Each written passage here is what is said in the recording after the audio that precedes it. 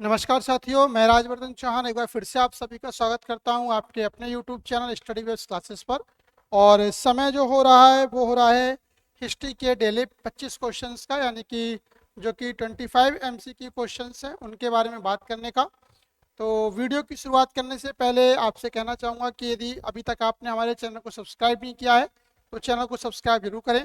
इसके साथ साथ बेल आइकन के बटन को दबाएं, जिससे कि जो नई नई वीडियोस हैं वो आप तक समय से पहुंचती रहे, उसकी जानकारी आपको समय से मिलती रहे। यदि आप हमारी वीडियो को पसंद करते हैं तो इसको ज़्यादा से ज़्यादा लोगों के भी शेयर करें, जिससे कि ज़्यादा से ज़्यादा लोग इसका फ़ायदा उठा सकें। और आपका जो स्नेह और आपका जो सपोर्ट है वो हमारे लिए बहुत ही आवश्यक है, तो अपने स्नेह और सपोर्ट को हमारे साथ बनाए रखें। तो शुरुआत करते हैं आज की इस वीडियो की। और पहला प्रश्न आपके सामने ये रहा, लिखा हुआ है निम्नलिखित में से कौन सा कथन 19वीं सदी के सुधारकों के बारे में सही नहीं है। यदि हम 19वीं सदी के सुधारकों की बात करते हैं तो इनमें राजा राममोहन राय का नाम आता है, ईश्वरचंद्र विद्यासागर का नाम आता है, दयानंद सरस्वती का नाम आता है। ये सारे लोग किस में आते हैं? आपकी 19वीं सदी के समाज सुधारकों में आते हैं। तो क्वेश्चन कह रहा है कि कौन सा समाज सुधारकों के बारे में सही नहीं है। ठीक है, वे अक्सर प्रगतिशील कानून को आगे बढ़ाने के लिए औपनिवेशिक राज्य की मशीनरी का उपयोग करने की मांग करते थे, नंबर एक।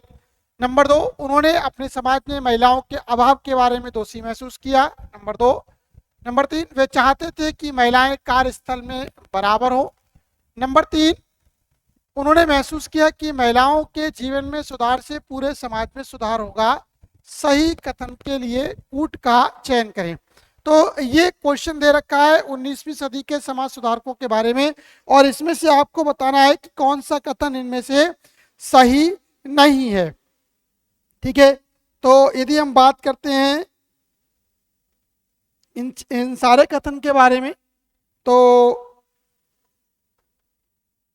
ये जो पहला क्वेश्चन है,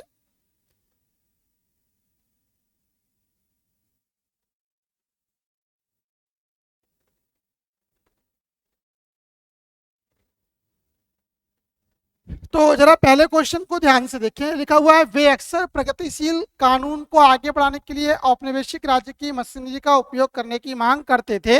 ये कथन बात बिल्कुल सही है। जैसे राजा राममोहन राय को यदि आप लें तो उन्होंने जो औपनिवेशिक राज्य यानी कि जो ब्रिटिश भारत है उसमें जो गवर्नर जनरल थे लॉर्ड विलियम बेंटिक, उनकी सहायता से क्या है, सती प्रथा ऐसी जो कुप्रथाएं थी, जो बाल विवाह है, जो आपका दास प्रथा है, जो ठगी प्रथा, ऐसी बहुत सारी प्रथाएं थी जो उस समय चल रही थी, इनको दूर करने का प्रयास तत्कालीन समाज सुधारकों के द्वारा किया गया। तो पहला कथन सही है। लिखा हुआ है कि उन्होंने अपने समाज में महिलाओं के अभाव के बारे में दोषी महसूस किया, बिल्कुल सही। उन्होंने इस चीज को रियलाइज किया कि समाज में जो महिलाओं की स्थिति है वो वास्तव में दयनीय है, यानी कि महिलाओं की स्थिति ठीक नहीं है, इस पर कुछ काम होना चाहिए। नंबर तीन, वे चाहते थे कि महिलाएं कार्यस्थल में बराबर हों। उन्होंने इस बात की भी पैरवी की कि यदि हमें पाश्चात्य सभ्यता के साथ साथ तरक्की करनी है तो हमें महिलाओं को जो वर्किंग पैलेस हैं यानी कि जो कार्यस्थल हैं जहाँ पर पुरुष और महिलाएं साथ साथ काम करते हैं, वहाँ पर महिलाओं को भी वो समान अधिकार मिलने चाहिए जो कि पुरुषों को मिलते हैं। तो तीसरा भी कथन सही है। कह रहा है उन्होंने महसूस किया कि महिलाओं के जीवन में सुधार से पूरे समाज में सुधार होगा। ठीक है, तो ये वाला कथन भी सही है, क्योंकि यदि महिलाओं की स्थिति सही होगी तो पुरुषों की स्थिति में भी तो सब पूरे समाज में सुधार होगा, क्योंकि जो महिलाओं की आबादी है वो हमारी कुल जनसंख्या का लगभग आधी है। यदि हम बात करते हैं तो यदि महिला शिक्षित है तो आने वाली पीढ़ियां जो हैं वो भी शिक्षित होंगी और नए चेंजेस आएंगे, तो इसलिए ये कथन भी सही है। तो कह रहा है कि अब इनमें ऑप्शन दे रखे हैं कि कौन सा सही कथन के लिए कूट का चयन करें। तो ये चारों सही है, और यहाँ पर लिखा है पहले में पहला ऑनली, तीसरा ऑनली, पहला दूसरा तीसरा चौथा, पहला तीसरा चौथा। अच्छा, तो जरा जरा क्वेश्चन देखिएगा। क्वेश्चन में लिखा हुआ है कि बारे में सही नहीं है, ये नहीं हटा दीजिए यहाँ से।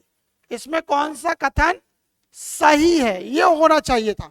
तो यदि हम 19वीं शताब्दी के बारे में बात करते हैं, वहां पे थोड़ी सी मिसप्रिंट हुई है, तो सी जो ऑप्शन है वो आपका बिल्कुल सही है, यानी कि ये चारों के चारों ऑप्शन यहाँ पर बिल्कुल सही है, यानी कि ऑप्शन नंबर सी आपका यहाँ पर बिल्कुल ठीक जाता है। चलिए आगे देखते हैं।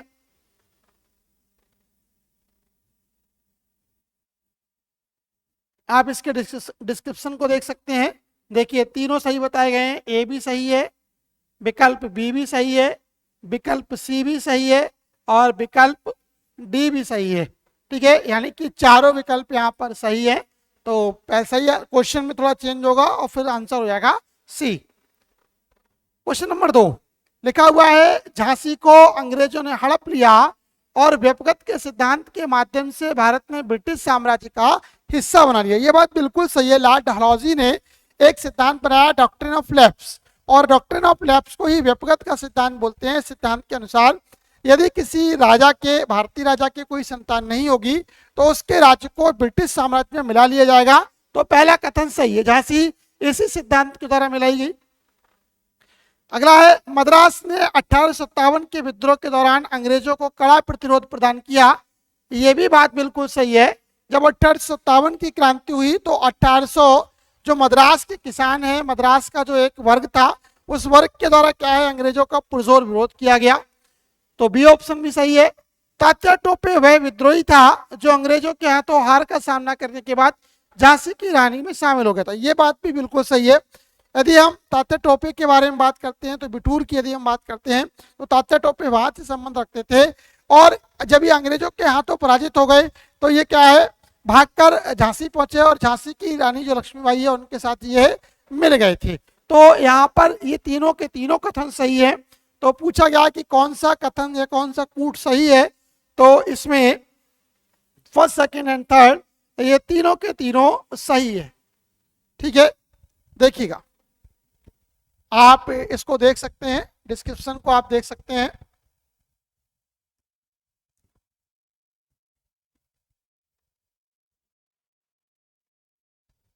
क्वेश्चन नंबर 3, 1857 के विद्रोह के संबंध में निम्नलिखित कथनों पर विचार करें। यदि आप पृष्ठ संख्या 3 को देखते हैं और 1857 की क्रांति की बात हो रही है और वहां पर ऑप्शन दे रखे हैं, लिखा हुआ है कि ब्रिटिश सेना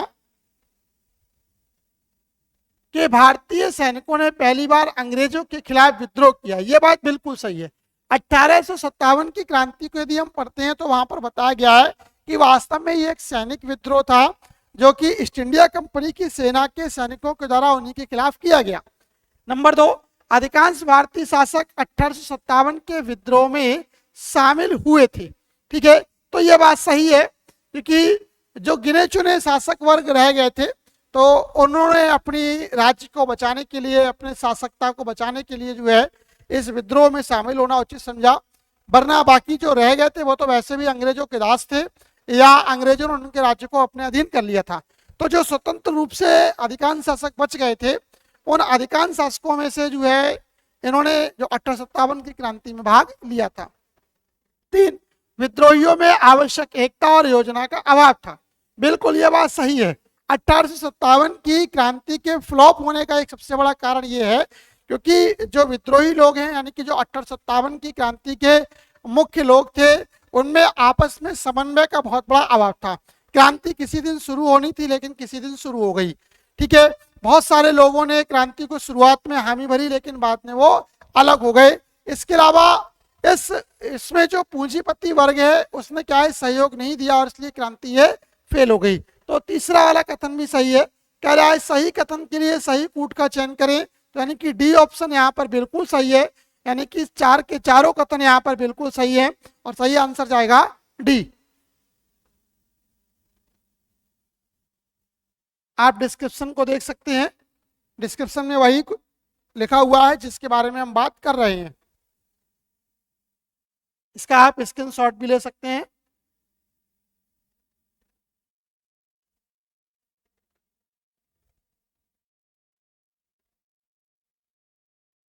क्वेश्चन नंबर 4 की ओर देखिएगा, लिखा हुआ है 19वें औपनिवेशिक भारत के कुछ विद्रोह दे रखे हैं और उनके जो महत्वपूर्ण नेता हैं वो दे रखे हैं। देखिए लिखा हुआ है संथाल विद्रोह, इसमें सिद्धू और कान्हू 2 प्रमुख नेता थे। ये बात सही है। संथाल एक जाति है, उसके द्वारा ये किया गया। गुमूसर के खोंड, यानी खोंड एक जनजाति है, उनके द्वारा भी एक विद्रोह किया गया, जैसे चक्र बिसोई ने नेतृत्व प्रदान किया। ये भी सही है। सावरे विद्रोह ये राधा कृष्ण दंड सेना के द्वारा दिया गया, ये भी सही है। और पवना विद्रोह ये ईशान चंद्र राय के द्वारा किया गया पश्चिम बंगाल में, तो ये भी आपका सही है। यानी कि 4 के चारों कथन सही है। तो सही आंसर यहां पर कौन सा होगा आपका? D, fourth. देखो, सिद्धू मुर्मू और कानू मुर्मू भाई थे जिन्होंने ब्रिटिश औपनिवेशिक सरकार के खिलाफ संथाल विद्रोह का नेतृत्व किया। और पूर्वी भारत में वर्तमान में झारखंड और बंगाल, पुरुलिया और बांकुड़ा में भ्रष्ट जमींदारी व्यवस्था के खिलाफ 1855 में यह विद्रोह शुरू हुआ। डोरा बिसोई और चक्र बिसोई के नेतृत्व में खोंद विद्रोह उड़ीसा और भारत के इतिहास से महत्वपूर्ण है।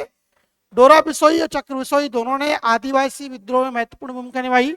उन्होंने अपने सर्वोत्तम प्रयासों के बावजूद अंग्रेज चक्र बिसोई को पकड़ने में असमर्थ रहे। 19वीं सदी में भारत में ब्रिटिश शासन के खिलाफ कई आदिवासी विद्रोह हुए। गुमुसर में राजनीतिक अशांति, गुमुसर राज्य के उत्तराधिकार के मामलों में ब्रिटिश अधिकारियों द्वारा अनुचित हस्तक्षेप इस आंदोलन का कारण था। खूणों ने युद्ध कुल्हाड़ियों, धनुष बाणों और यहाँ तक कि तलवारों के साथ किया। इनका राजा तांगी था जो ब्रिटिश गठित मारिया एजेंसी के खिलाफ जो है उन्होंने ये लड़ाई की।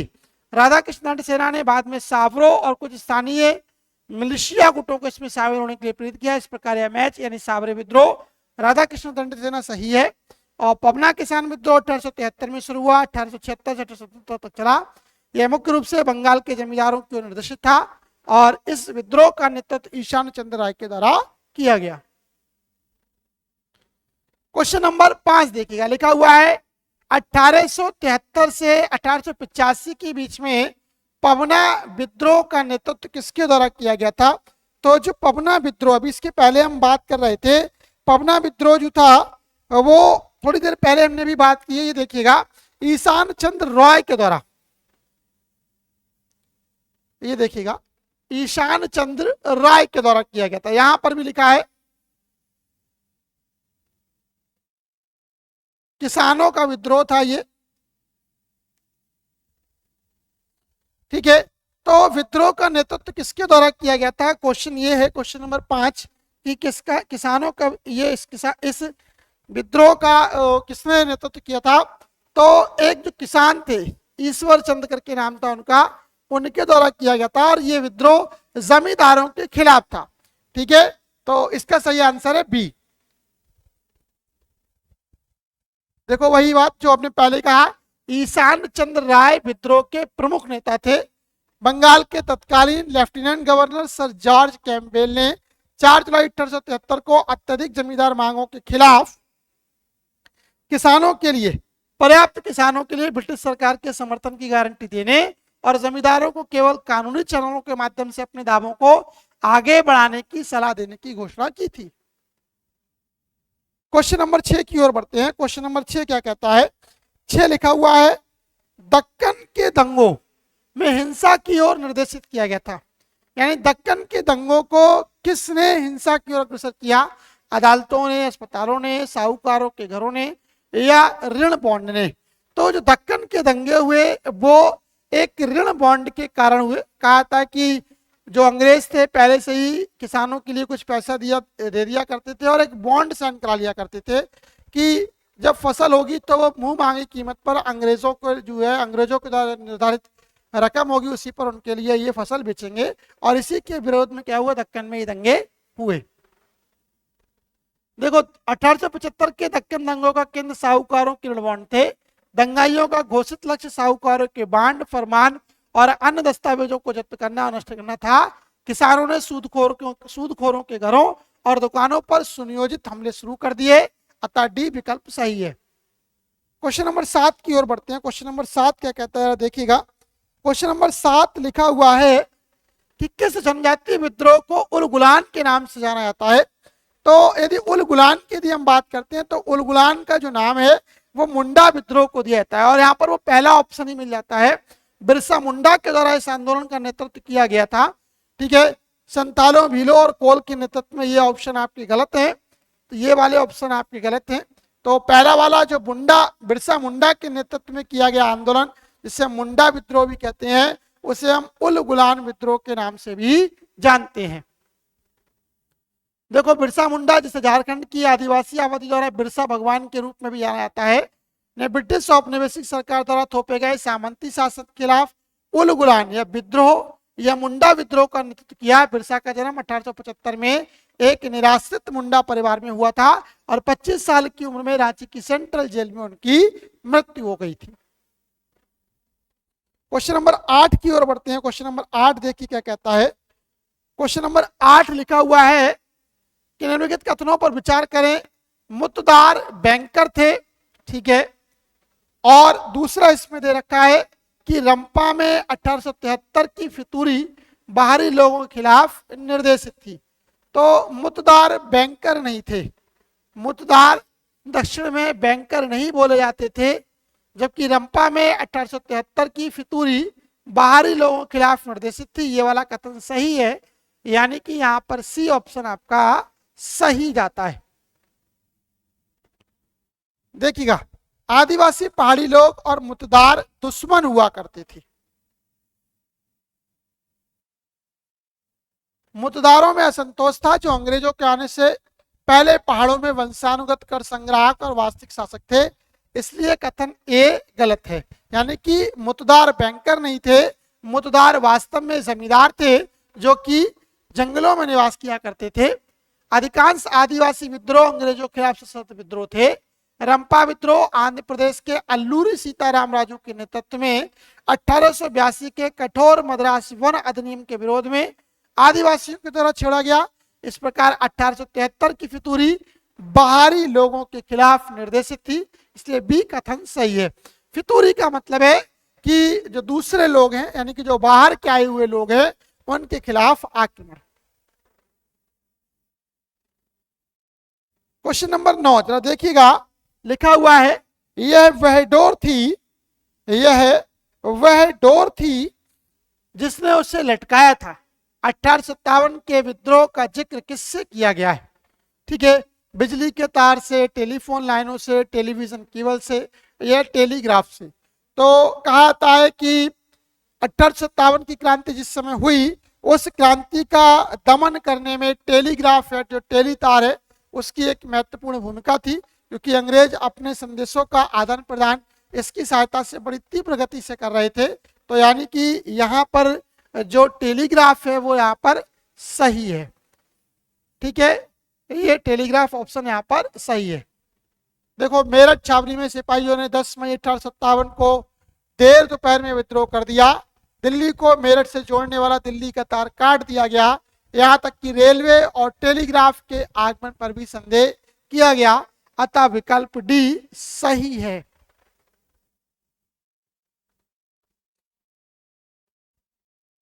लिखा हुआ है दिल्ली की तरह लखनऊ में भी उपद्रवियों ने कोर्ट ऑफ एडमिनिस्ट्रेशन स्थापित किया। ठीक है, अवध के पूर्व राजा के एक प्राकृतिक पुत्र को उनके द्वारा ताज पहनाया गया था, वह कौन था? तो इसका सबसे जो सही आंसर है वो बिरजिस कद्र है। यदि आपको ध्यान हो तो कहा था है कि जब अवध को कुशासन या कुप्रबंधन के आरोप पर ब्रिटिश शासन में मिलाया गया, और उस समय जो अवध के शासक थे वो थे आपके जो है जिनका नाम था नवाब वाजिद अली शाह।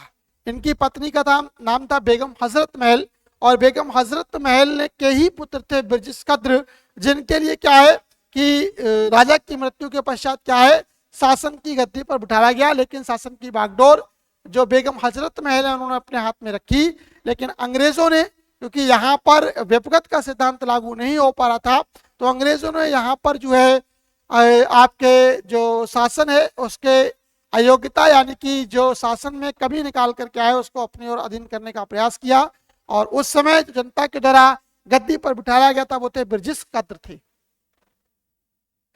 देखिएगा, आप ऑप्शंस दे सकते हैं, डिस्क्रिप्शन को आप पढ़ सकते हैं।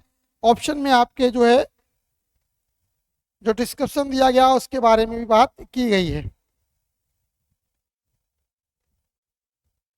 अगले क्वेश्चन की ओर बढ़ते हैं। क्वेश्चन नंबर 11 लिखा हुआ है 1854 के डाकघर अधिनियम ने सिपाहियों से एक बहुत ही महत्वपूर्ण विशेषाधिकार वापस ले लिया था, वह किससे संबंधित था?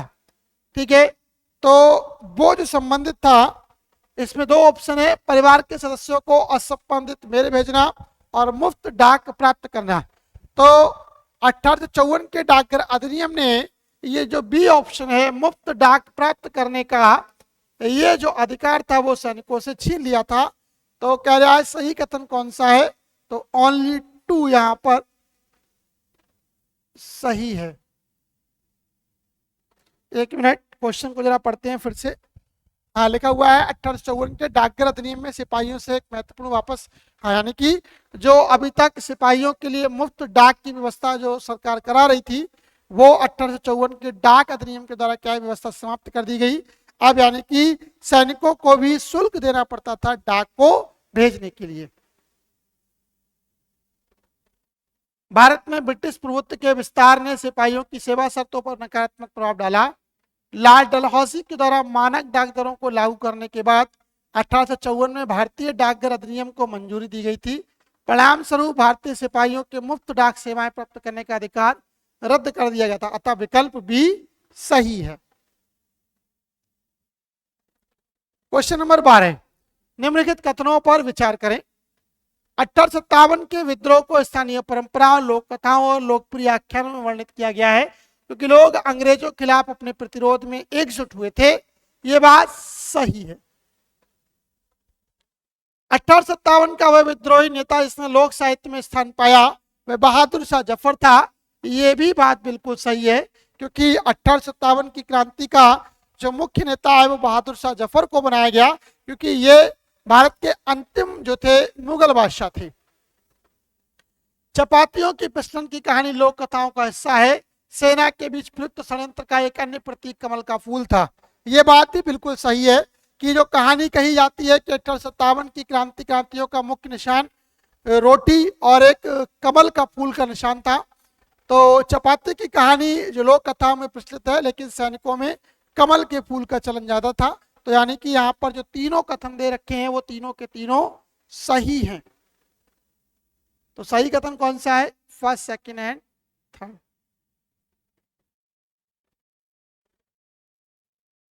आप डिस्क्रिप्शन को जो है चाहे तो स्क्रीनशॉट ले सकते हैं, चाहे तो वीडियो सेव कर सकते हैं, आपके सामने डिस्क्रिप्शन दे रखा है। 1857 की क्रांति के बारे में ज्यादा बात करना भी मैं नहीं समझता हूँ इतना उचित है क्योंकि अब ये एक ऐसी क्रांति है जिसके बारे में यदि आप कंपटीशन की तैयारी करने बैठे हैं तो इसके बारे में आपको पूरा ज्ञान होना चाहिए और हर प्रत्येक भारतीय को मैं मानता हूं कि इसका ज्ञान है क्योंकि छोटी क्लास से लेकर बड़ी क्लास तक जो है इसके बारे में पढ़ाया जाता है। लिखा हुआ है निम्नलिखित कथनों पर विचार करें। लिखा हुआ है एक लंबे मुकदमे के बाद बहादुर शाह जफर और उनके परिवार के कुछ सदस्यों के साथ निर्वासित कर दिया गया था। जो उनके साथ बेगम थी वे जीनत महल थी। ठीक है, ये क्वेश्चन दे रखा है कि जब बहादुर शाह जफर को 1857 की क्रांति के तहत गिरफ्तार किया गया तो उस समय उनके साथ जो बेगम थी उनका नाम था जीनत महल। क्वेश्चन ये दे रखा है। और दूसरा दे रखा है कि बहादुर शाह द्वितीय के पुत्र जवान बख्त और उनकी बेगम जीनत महल उनके निर्वासन में उनके साथ थी। यानी पहले कथन के बारे में ही दूसरा कथन दे रखा है कि दो लोग कौन कौन साथ थे। तो एक तो उनके पुत्र जवान बख्त और दूसरी बहादुर शाह जफर की पत्नी का नाम था बेगम जीनत महल, ये उनके साथ थी। तो ये दोनों के दोनों ही कथन सही है। यानी कि ये दोनों लोग बहादुर शाह जफर के साथ रंगून की जेल में आजीवन कारावास की सजा को काटने के लिए गए थे। यानी पहला कथन भी सही है और दूसरा भी सही है।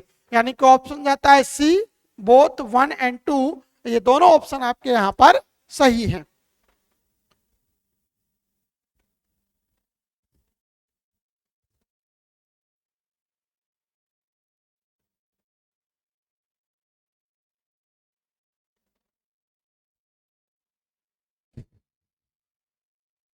अगला क्वेश्चन देखिएगा क्या कहता है। अगला क्वेश्चन मतलब क्वेश्चन नंबर 14 है।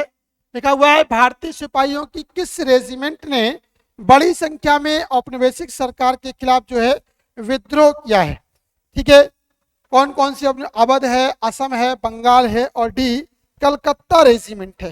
ठीक है, तो जो आपके यदि हम बात करते हैं इसमें तो जो बंगाल की रेजिमेंट है, क्योंकि बंगाल एक प्रांत बड़ा था, तो बंगाल की रेजिमेंट के द्वारा ये विद्रोह सबसे ज्यादा किए गए थे। ठीक है, बंगाल की रेजिमेंट ने सबसे ज्यादा 1857 की क्रांति में जो है या औपनिवेशिक सरकार के खिलाफ विद्रोह किया था। देखिएगा, भारतीय सैनिकों को कंपनी की सेना में सिपाही के रूप में भर्ती किया जाता था। लगभग 50,000 अंग्रेजों की तुलना में विद्रोह से ठीक पहले सेना में लगभग 3 लाख सिपाही थे। बंबई, मद्रास और बंगाल 3 राष्ट्रपति सेनाएं थी जिनका गठन किया गया था। बंगाली रेजिमेंट से बंगाली प्लाटून के नाम से भी जाना जाता है। लेफ्टिनेंट की कमान में प्रथम विश्व युद्ध के दौरान स्थापित बंगाली सैनिकों की एक रेजिमेंट थी। 26 जून 1917 को बंगाली डबल कंपनी ने पहली बंगाली बटालियन की स्थापना की। इस प्रकार भारतीय सिपाहियों की बंगाल रेजिमेंट में बड़ी संख्या में औपनिवेशिक सरकार के खिलाफ विद्रोह किया था, अतः विकल्प सी सही है। क्वेश्चन नंबर 15 की ओर बढ़ते हैं। क्वेश्चन नंबर 15 क्या कहता है जरा देखिएगा। क्वेश्चन नंबर 15 क्या कह रहा है? क्वेश्चन नंबर 15 लिखा हुआ है, सिपाहियों की देशद्रोही गतिविधियों को करीब से देखते हुए भारत की ब्रिटिश सरकार ने 1857 के अधिनियम 11 को लागू करने में कोई समय नहीं गंवाया। यह विद्रोह के देशी व्यक्तियों पर मुकदमा चलाने, रानी के खिलाफ युद्ध छेड़ने और उन्हें मौत की सजा देने के लिए था। बिल्कुल सही बात है, क्योंकि जब 1857 की क्रांति हुई तो ईस्ट इंडिया कंपनी के द्वारा एक नियम प्रतिपादित किया गया और जिसमें जो युद्ध था वो ब्रिटेन की रानी के खिलाफ युद्ध को घोषित किया गया और इसमें शामिल व्यक्तियों को, उनके परिवारजनों को जो है इस के दायरे में लाया गया और उनके लिए कठोर से कठोर यातनाएं और दंड दिए गए। ये दंड मृत्युदंड और आजीवन कारावास तक भी जा पहुंचे थे। 1850 के धार्मिक क्षमता अधिनियम ने एक कानून पेश किया। यह कहा कि एक परिवर्तन धर्म में एक बेटे को अपने मूर्ति पूजक पिता की संपत्ति का वारिस होने से वंचित नहीं किया। ठीक है, तो यह बात भी सही है।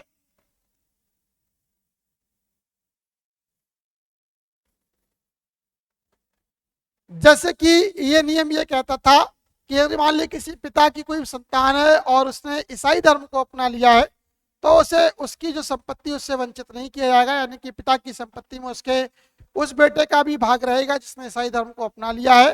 पहले ये नियम था कि यदि कोई दूसरे धर्म को अपना लेगा तो उसका पिता की संपत्ति में अधिकार समाप्त हो जाएगा, लेकिन इस नियम के द्वारा इस अधिकार को यहाँ पर कायम रखा गया। तो यानी कि दोनों ऑप्शन यहाँ पर सही है, बोथ फर्स्ट एंड सेकंड। सी, भारत की ब्रिटिश सरकार ने सिपाहियों के देशद्रोही आचरण के जवाब में 1857 के अधिनियम 11 को अपनाने में बहुत कम समय बर्बाद किया। अतः यह उन लोगों को लाने के लिए था जो विद्रोह के दोषी थे, यह रानी के खिलाफ युद्ध छेड़ रहे थे और उन्हें मौत की सजा दे रहे थे, अतः यह सही कथन है। धार्मिक क्षमता अधिनियम 1850 में पारित किया गया।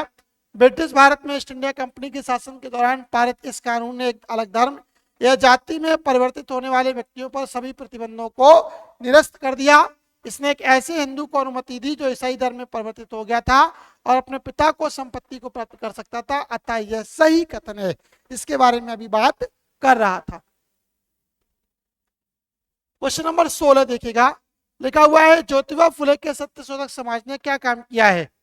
संस्कृतिकरण निचली जातियों को पाखंडी ब्राह्मणों और उनके अवसरवादी शास्त्रों से बचाना, ये बात सही है। संस्कृतिकरण का काम उनके द्वारा किया गया, इसके बारे में भी देखते हैं। ठीक है, संस्कृतिकरण का मतलब होता है कि एक समाज की जो अपनी मान्यताएं हैं, जो प्रथाएं हैं, उनको दूसरे समाज तक या दूसरे जो तबके तक लेकर जाना। और तीसरा है जाति व्यवस्था पर प्रहार किया, ये भी बात सही है। अछूतों के लिए अलग प्रतिनिधित्व की उनके द्वारा मांग, अछूतों के लिए अलग प्रतिनिधित्व की बात उनके द्वारा की गई थी। ठीक है, अब ये 4 के 4 ऑप्शन सही है। यहाँ पर देखें आप, ये भी सही है, ये भी सही है और ये भी सही है, लेकिन दे रखा है कि इनमें सबसे ज्यादा सूटेबल कौन सा है। तो सत्यशोधक समाज की जो स्थापना की गई थी वो जाति व्यवस्था पर चोट करने के लिए की गई थी। जाति व्यवस्था पर सबसे करारा प्रहार जो है वो किसके द्वारा किया गया था? ज्योतिबा फुले के द्वारा किया गया था, जो कि सत्यशोधक समाज के संस्थापक थे। तो यहाँ पर जाति व्यवस्था पर प्रहार इसका सही आंसर होना चाहिए। यहाँ पर प्रायिकता ज्यादा है, यहाँ पर परसेंटाइल ज्यादा है और ये सभी को अपने आप में इंक्लूड करता है, तो यहाँ पर सी आंसर यहाँ का सही जाएगा, सी। अगर नहीं दे रखा है तो यहाँ पर फिर 1, 2, 3 एंड 4 अगर ये ऑप्शन करके होगा तो ए वाला ऑप्शन भी आपका सही रहेगा।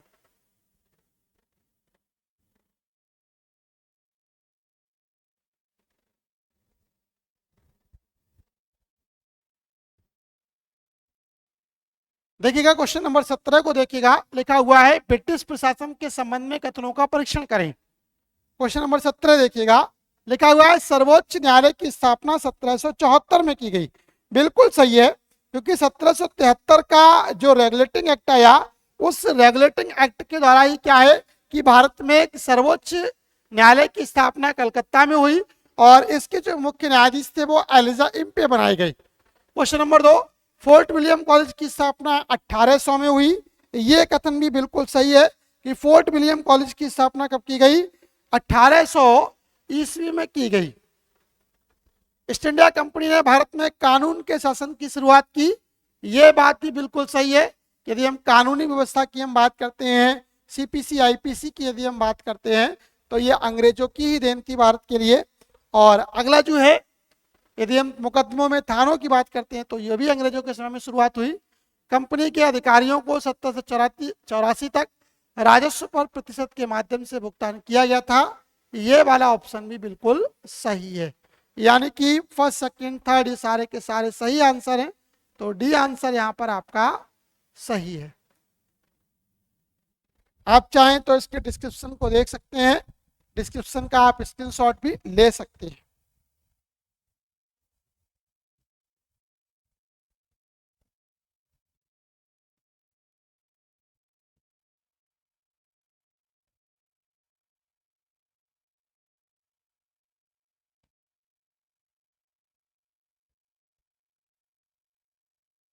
चलिए क्वेश्चन नंबर 18 की ओर बढ़ते हैं।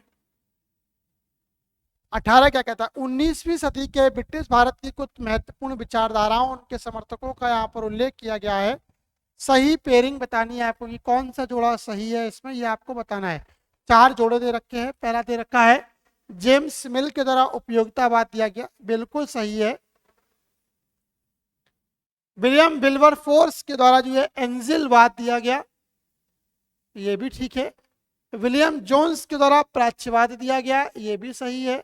और थॉमस मैकाले ने उदारवाद का परिचय दिया, ये वाला भी कथन सही है। यानी कि 4 के चारों कथन सही है, तो सही कोड होगा आपका डी वाला।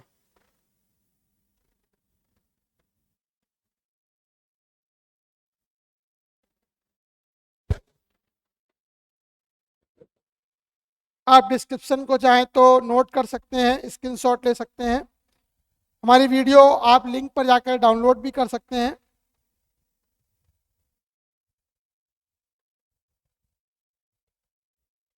क्वेश्चन नंबर 19 की ओर बढ़ते हैं। लिखा हुआ है भारत में ईस्ट इंडिया कंपनी के विदेशी व्यापार एकाधिकार को किसके द्वारा समाप्त किया गया। जो विदेशी व्यापार है वो किसके द्वारा जो है इस पर रोक लगाई गई। क्वेश्चन नंबर 19 की बात हो रही है। तो यदि हम बात करते हैं 1793 का चार्टर एक्ट, नहीं, इसके द्वारा सुप्रीम कोर्ट की स्थापना की गई। ठीक है, 1793 का चार्टर वो 73 का था, सॉरी। लेकिन 1793 के एक्ट के द्वारा जो है गवर्नर जनरल की जो काउंसिल है उसमें विस्तार किया गया। 1813 का चार्टर एक्ट जो आया उसने विदेशी व्यापार एकाधिकार को समाप्त किया, ये बात सही है। ठीक है, यानी कि अब और लोग भी इस व्यापार में भाग ले सकते हैं। 1813 में ही शिक्षा पर बात की गई, 1 लाख रुपए खर्च करने की।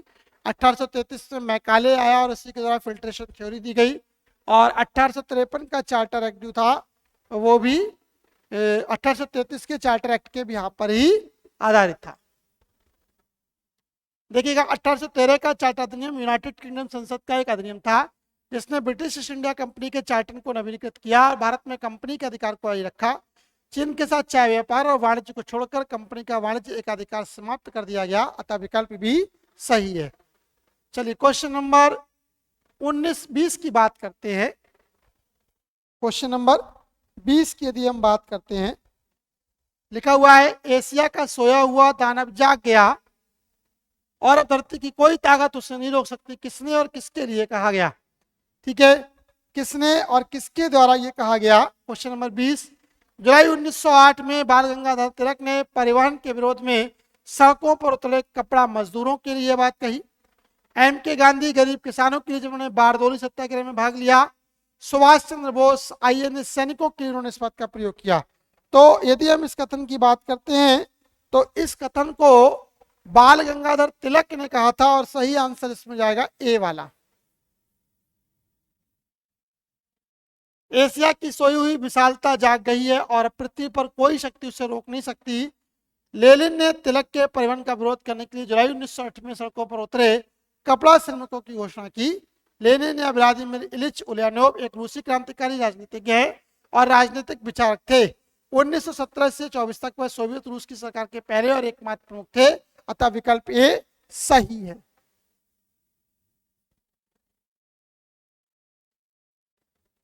अगला क्वेश्चन देखिए, क्वेश्चन नंबर 21। यहाँ पर कुछ समूह दे रखे हैं और उनसे जुड़े हुए जो लोग हैं वो बताने हैं। सही है, लिखा हुआ है बाल गंगाधर तिलक बॉम्बे एसोसिएशन। बाल Gangadhar Tilak home rule society से संबंधित थे, ये आपको पता होगा। तो ये जो इसका आंसर है वो तो यहाँ पर मुझे नहीं लगता है, पहला वाला आपका ये गलत हो गया। Mary Carpenter National Indian Association, ये नाम भी मैंने नहीं सुना है तो इसको भी मैं गलत लगाऊंगा। सुरेंद्र नाथ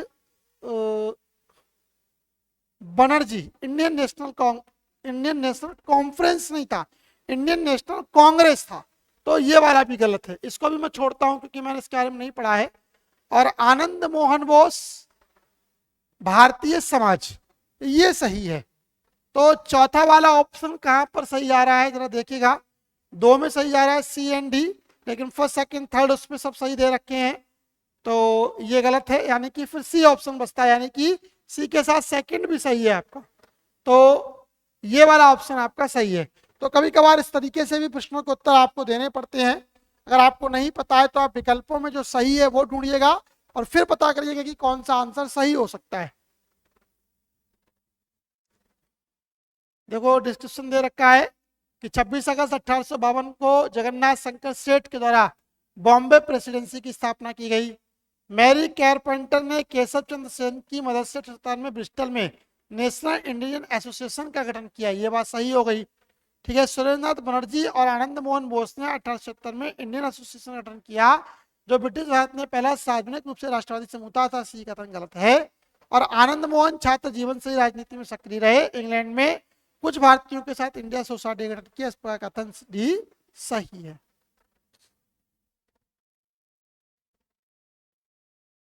क्वेश्चन नंबर 22 की ओर बढ़ते हैं। क्वेश्चन नंबर 22 कह रहा है स्वदेशी आंदोलन के दौरान निम्नलिखित में से किस प्रकार के संघर्ष को सबसे बड़ी सफलता मिली थी। ठीक है, ऑप्शन दे रखे हैं आपके सामने, दे रखा है कि सरकार और शैक्षिक संस्थानों का बहिष्कार नहीं,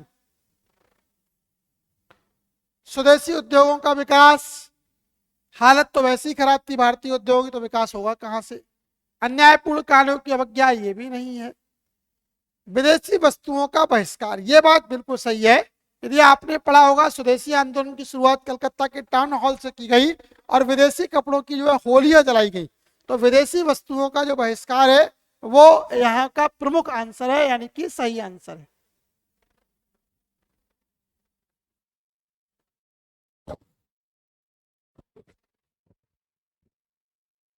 लिखा हुआ है 1907 से 1919 के दौरान उग्रवादी राष्ट्रवाद के कुछ क्षेत्रीय आधार नीचे दिए गए हैं, विषम आधार को आपको चुनना है। ठीक है, तो विषम आधार कौन सा है हम बात करते हैं, बंगाल है, पंजाब है, महाराष्ट्र है और गुजरात है। तो कह रहा है कि उग्रवादी राष्ट्रवाद, तो बंगाल में उग्रवादी राष्ट्रवाद था, क्योंकि यहाँ पर यदि आप पढ़ेंगे सुभाष चंद्र बोस हैं, अरविंद घोष हैं, रविन्द्रनाथ टैगोर हैं। ठीक है, और यहाँ पर बहुत सारी समितियों की स्थापना की गई। पंजाब में जो थे वो लाला क्या कहते हैं आपके जो सैफुद्दीन किस्लू और सत्यपाल मलिक, ये काम कर रहे थे, तो ये भी यहाँ पर तीव्रता थी। महाराष्ट्र में यदि हम बात करते हैं तो बाल गंगाधर तिलक है, श्रीमती अनी बेसेंट हैं, ये लोग सक्सेसफुल थे। लेकिन गुजरात केवल गांधी से संबंधित था, गांधी यहाँ पर सक्सेसफुल थे। और गांधी की यदि हम बात करते हैं तो गांधी जी उग्रवादी राष्ट्रवाद में नहीं आते, ये नरम दल में आते हैं। तो मेरे हिसाब से इसका सही आंसर जाएगा आपका सी, यानी कि गुजरात। ठीक है, सी आंसर यहाँ का आपका सही जाएगा, यानी कि गुजरात सही आंसर है।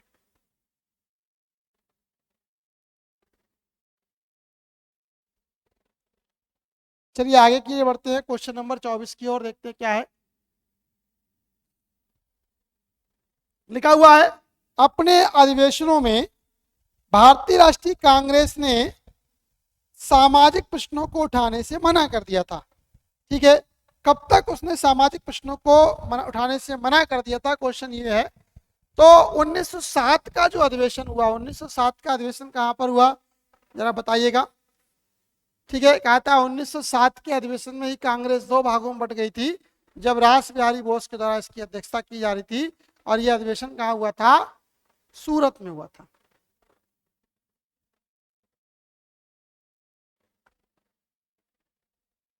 अच्छा, नागपुर को 1907 में आईएनसी शिखर सम्मेलन की मेजबानी करनी थी।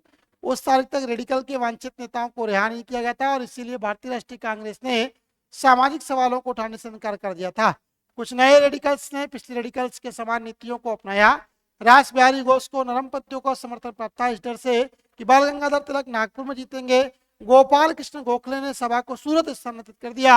आईएनसी में कट्टरपंथ का उदय बंगाल के विभाजन के कारण हुआ। इस प्रकार विकल्प 3।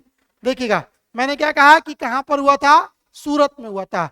अध्यक्षता किसने की थी, रास बिहारी घोष के द्वारा की गई थी। और यहीं पर कांग्रेस के दो फाड़ हुए, नरम दल और गरम दल।